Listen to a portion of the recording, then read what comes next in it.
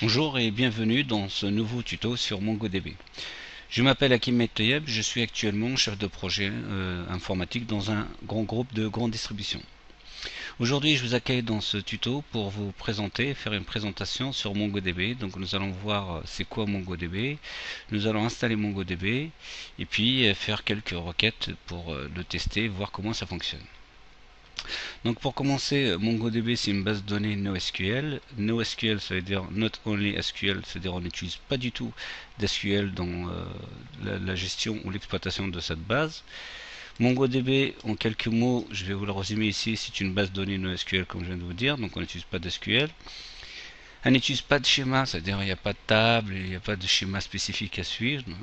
C'est ce qui rend MongoDB intéressante, ce genre de base de données qui sont d'ailleurs utilisées par des grands groupes informatiques comme Google, Facebook. Ils n'utilisent pas MongoDB, mais ils utilisent des bases similaires comme Cassandra, ainsi de suite. Vous avez cette base, c'est une base orientée document, c'est-à-dire on enregistre notre base dans un document, enregistré dans un document. Et puis en quatrième, on peut dire que c'est la stocke directement, c'est-à-dire ce document-là il contient des collections, dans les collections on stocke nos objets. Cette base-là, elle a été développée par Disgen, pardon, et depuis elle est en développement depuis 2007. Aujourd'hui elle est en version 2, donc on est en 2.2 normalement. NoSQL, donc j'ai pris une définition sur Wikipédia que vous voyez ici, donc c'est désigne un SGBD qui s'affranchit de l'architecture classique, voilà, et qui n'utilise pas de table et puis généralement ne manipule pas le SQL. Donc là je vous ai fait un exemple d'objet stocké dans les collections MongoDB, juste pour intro, pour vous donner une ordre d'idée. Donc vous voyez un objet, il y a 4 champs, il y a l'ID, le nom, le prénom, l'âge. Donc ici on a deux objets, deux enregistrements avec des ID différents. Si on compare ça à un MySQL, si on veut enregistrer ces deux objets en MySQL, on créerait une table de cette façon-là. C'est-à-dire on aura une table avec 4 champs qu'on voit ici, ID, nom, prénom et âge, et puis on met les deux enregistrements. Donc ça c'est MySQL, alors que en MongoDB, ce sera du JSON dans des collections. Je vous ai fait une petite comparaison entre MongoDB et MySQL par exemple pour vous donner une idée. Donc en MySQL on utilise les tables et les vues. MongoDB ça n'existe pas tout ça, donc parce que il n'y a pas de schéma, donc on utilise des collections, ce qu'on appelle des collections. On va les voir tout à l'heure. Donc ça contient des objets, donc c'est un document où on enregistre des objets. En MySQL on utilise des lignes, des rows, donc des lignes ce qui représente un enregistrement. Ici ce sera un document JSON qui va représenter notre enregistrement. En index, ici, MySQL utilise des index. Ils existent aussi en MongoDB. On aura l'occasion d'en créer un. Les jointures MySQL, alors que MongoDB ne supporte pas, il n'existe pas. Donc on utilise à la place des documents intégrés ou embarqués. On fait des documents dans des documents si vous voulez. MySQL, il y a ce qu'on appelle la partition. MongoDB, on appelle ça de partage. Et puis, les clés de partition, ça devient des clés de partage. Voilà la petite introduction sur MongoDB. Donc maintenant, sans trop tarder, nous allons passer à notre installation. Donc on va installer MongoDB sur notre machine. Pour faire l'installation, donc là, je vais réduire déjà la taille comment on appelle ça? Parce que je vais zoomer parce que sinon on va voir. Donc là, on ouvre. Voilà, on va faire ça.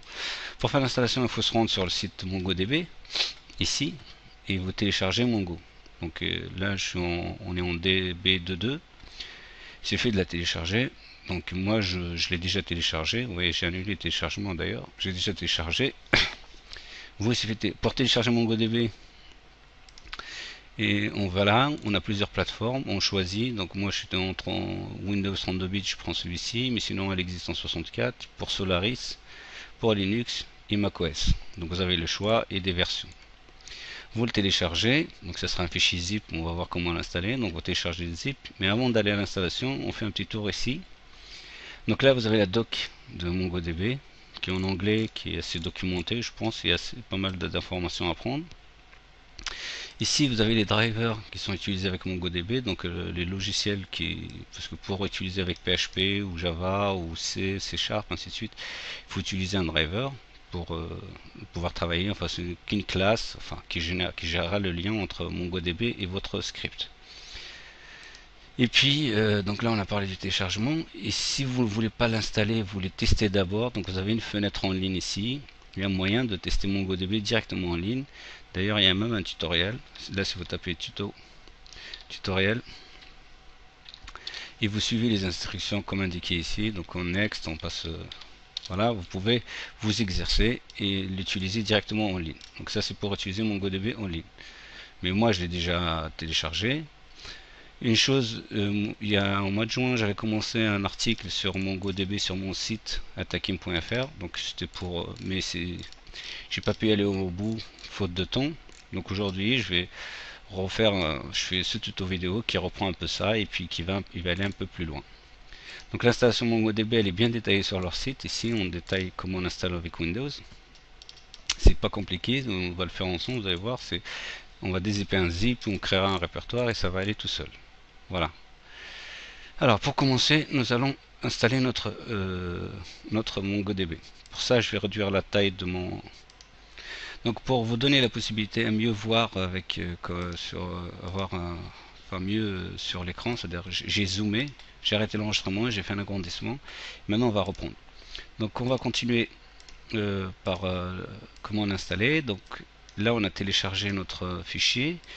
On va y aller dans le téléchargement. Vous voyez, il est là MongoDB. Si on dézip, vous voyez le zip, je me mets dans l'écran comme ça, vous allez voir. Il n'y a pas grand chose, donc il n'y a que ça.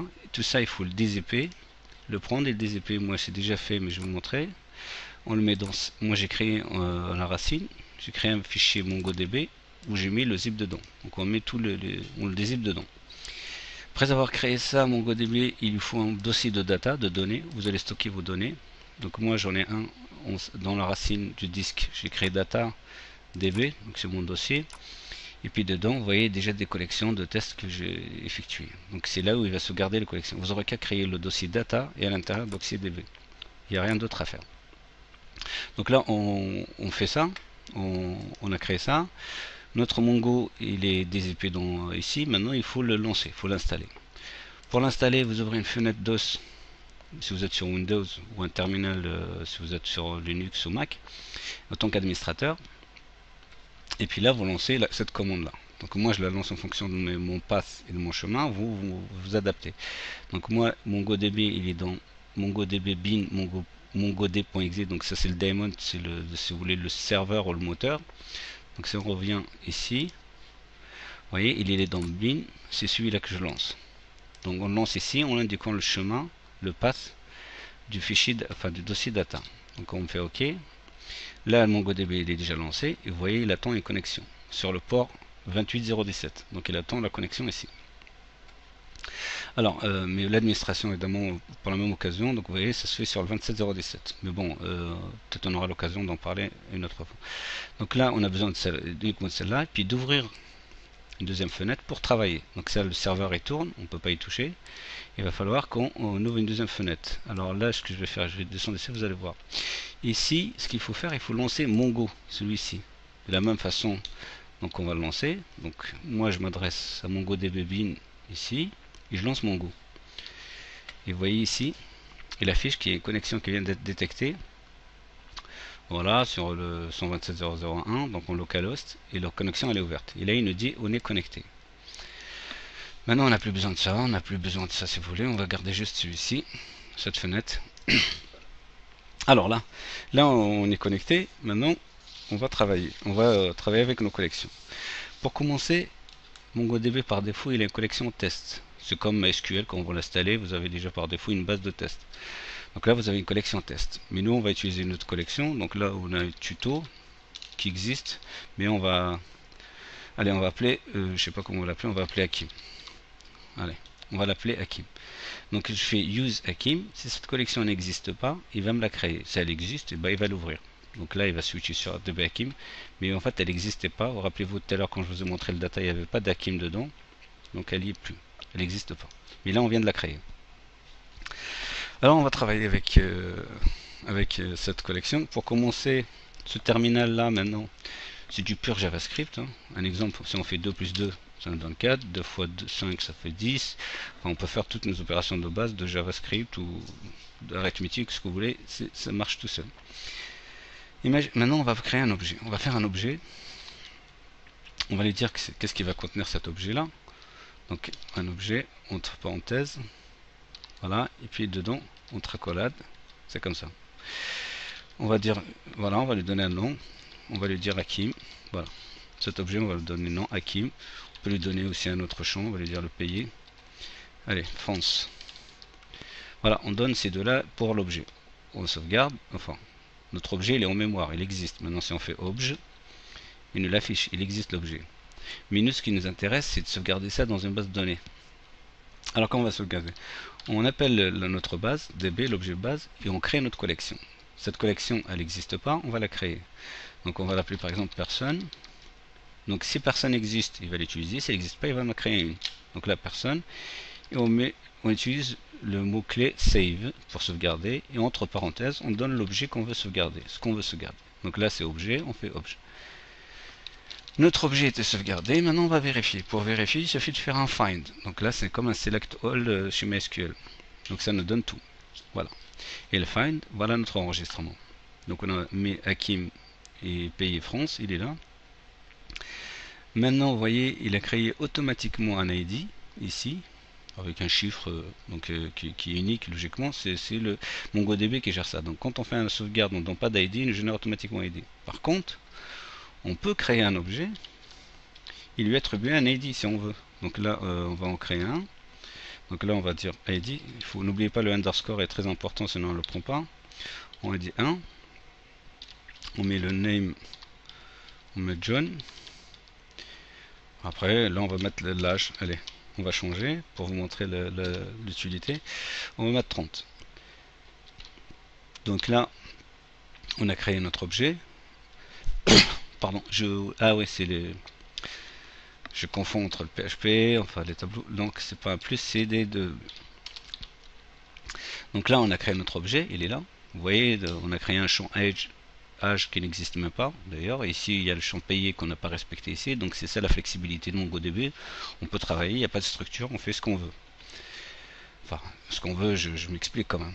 Alors là, si on veut sauvegarder, donc on fait un save comme tout à l'heure, objet, et on l'a appelé objet 2. Voilà, ici on fait un find. Le but là c'est de vous montrer l'ID, voilà. Donc là il n'a pas donné d'ID, il a enregistré l'ID qu'on lui a attribué. Donc on peut faire des ID automatiques, mais on peut en attribuer des IDs à condition de s'assurer que les ID qu'on donne restent toujours uniques, parce que sinon on ne voit pas l'utilité de cette ID là. Maintenant on va voir, vu qu'on a vu le find, maintenant on va voir comment on insère les données. Alors l'insertion, donc déjà vous avez vu, on a inséré ici les données, parce qu'on a créé un objet, puis on a fait une sauvegarde. Bon, on va dire c'est une sauvegarde. Mais l'insertion directe, elle se fait pardon, de cette façon-là. Donc on fait personne.insert. Donc on insère et on donne l'objet qu'on veut insérer. Et là notre objet, on va lui dire un nom Dupont. Voilà. Et puis allez, on va changer un peu. On va lui dire que le Dupont il parle plusieurs langues. Et on va lui donner langue sous forme de tableau. Donc on va lui dire la langue A, langue B, langue C. Donc il parle 3 langues. Vous voyez, donc on a pris Dupont. On n'a pas respecté la structure du premier. Là, il n'y a pas les... Chaque fois, je mets égal. Dupont, la langue, les langues, on va dire. Puis on a donné notre tableau. Donc les accolades est fermé. Et là, encore, j'ai une erreur. Alors, c'est où insert syntax missing before. Ouais, c'est un point virgule. Alors, insert. Non, j'ai pas de point virgule. Name, Dupont, langue. Non, j'ai pas de point virgule à mettre. C'est bizarre. Il est où missing statement? Bon.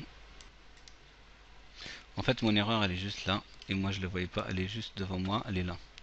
Donc, c'est... Voilà. Donc là, c'est inséré. Et on fait un find. Et on a notre objet qui est là. Donc, il a bien inséré Dupont avec les langues. Enfin, avec le tableau des langues, si vous voulez.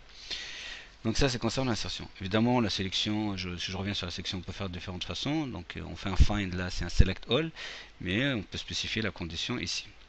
Donc la condition, on peut faire ce qu'on veut. On peut dire par exemple si l'ID, alors l'ID, comment on peut dire, est égal à 1. On en a un par exemple, ouais. Donc il ne ramène même pas. Alors parce que j'ai pas mis l'underscore. Voilà, notre ID il est là. On peut mettre d'autres conditions, enfin je vous laisse gérer les conditions. Là on peut mettre le nom John. Donc vous voyez, il ramène John, c'est la même chose que le premier, donc on va changer un peu. Le nom, qu'est-ce qu'on a dedans? On a John et on a Hakim. Voilà, il ramène l'autre objet. Donc après on peut mettre une expression régulière ici, il suffit de mettre entre parenthèses, enfin deux slash, et on tape notre expression régulière si on veut. Enfin, il y a plusieurs... on peut faire find comme normal, quoi, comme un select normal qu'on fait au MySQL. Donc il y a plusieurs conditions en fonction de votre besoin. Maintenant, nous allons voir comment faire un update. Comment mettre à jour un enregistrement. Et enfin, un objet. Là, on n'est plus dans...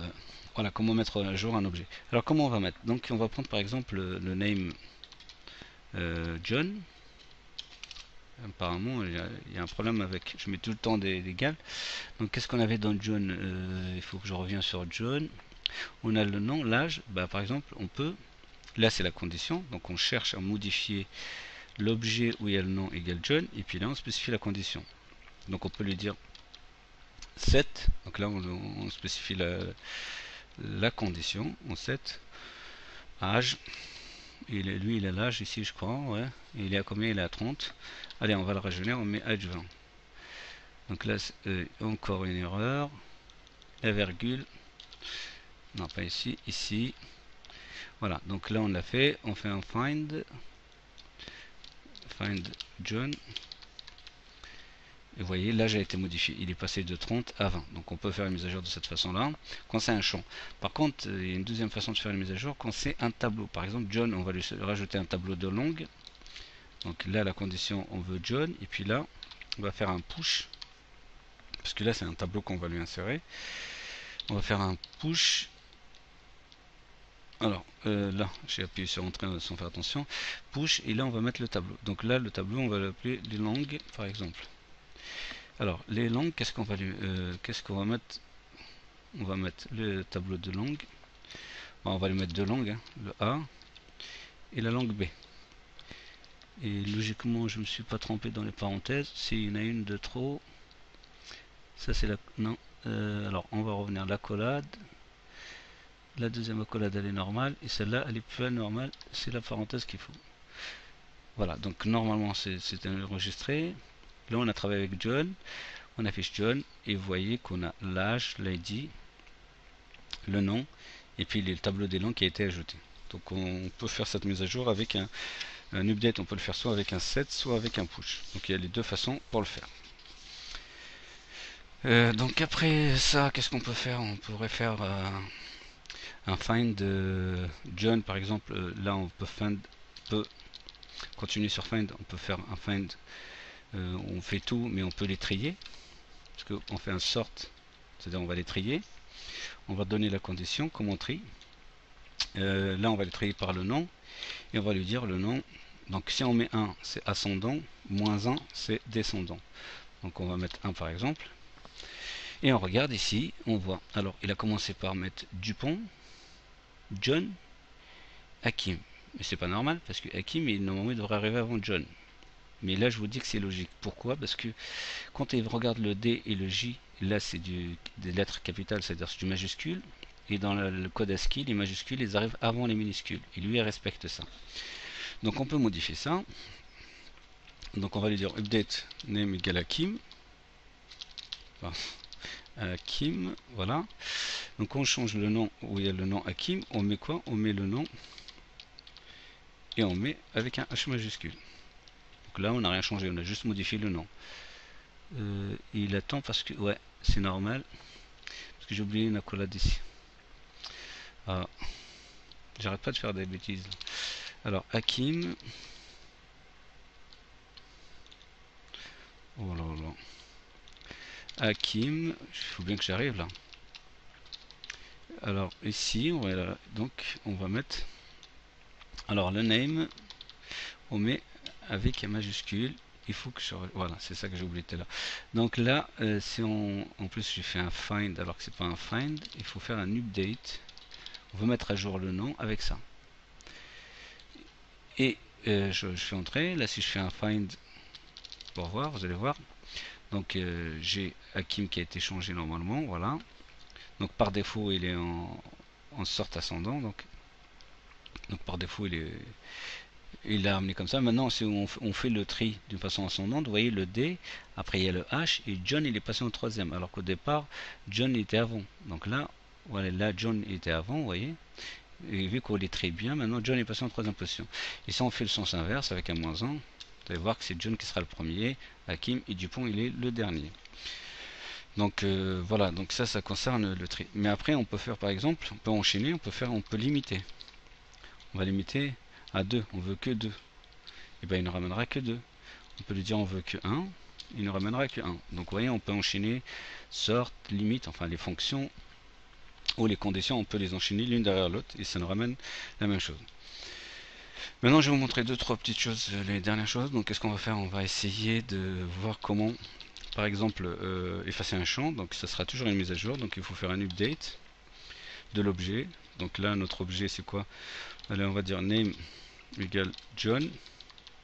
J'en ai après John je crois. Alors John il a quoi? Il est là. Il a l'âge, ben, on peut supprimer l'âge. Donc condition est John. Donc là on spécifie, on lui dit inset. Donc il faut effacer. Et effacer quoi? Le champ. Donc on donne le nom du champ. Donc là on va lui dire age et on va le mettre à 1. Et là si on exécute comme d'hab, j'ai dû faire encore une erreur de ma part. Ah ouais, le inset s'écrit pas comme ça. Hein. Inset age 2.1 et il est où l'erreur? Et ça va là.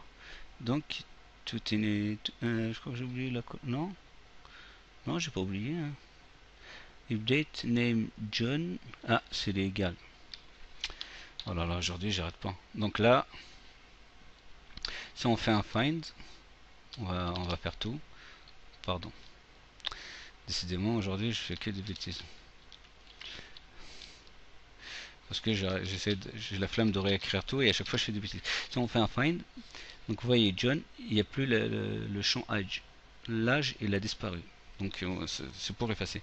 De la même façon, on peut effacer un enregistrement. Donc on peut faire remove. Et là, enfin un enregistrement, pardon, un objet. On fait name 2 points et on donne le nom. John par exemple. On fait entrer et si on fait un find, il n'y est plus. Donc John, il a été effacé.